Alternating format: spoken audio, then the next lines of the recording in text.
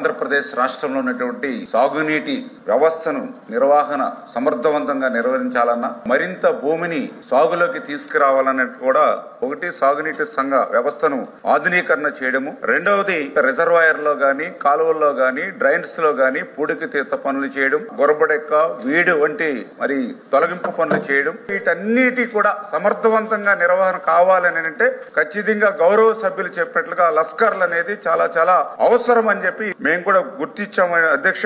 లస్కర్లు ఎవరైతే ఉన్నారో గతంలో చూస్తే మరి 7,224 మంది లస్కర్లు ఉండేవారు అధ్యక్ష. పదవి విరమణ చేసినటువంటి వారిలో వారి స్థానంలో కొత్త వారిని నియమించకపోవడంతో ఈ రోజు ఉన్నటువంటి స్థితిలో చూస్తే కేవలం 1,517 మంది మాత్రమే ఇవాళ లస్కర్లు ఉన్నటువంటి పరిస్థితి అధ్యక్ష. కూటమి ప్రభుత్వం అధికారంలోకి వచ్చిన తర్వాత అవుట్ సోర్సింగ్ లో లస్కర్లు తీసుకుంటూ అనేక రకాలుగా లస్కర్ల యొక్క ఉపయోగాలు ఉన్నాయి కాబట్టి ఈ సంవత్సరం 1033 అవుట్ సోర్సింగ్ లో మేము తీసుకోవడం జరిగింది అధ్యక్ష. లస్కర్లకు సంబంధించి 9.94 కోట్ల రూపాయలు కూడా బకాయిలుగా గత ప్రభుత్వం మాకు అప్పచెప్తే ఈ ప్రభుత్వం అధికారంలోకి వచ్చిన తర్వాత 9.16 కోట్ల రూపాయలు ఈ ప్రభుత్వం లస్కర్లకి బకాయిలు చెల్లించాము అధ్యక్ష.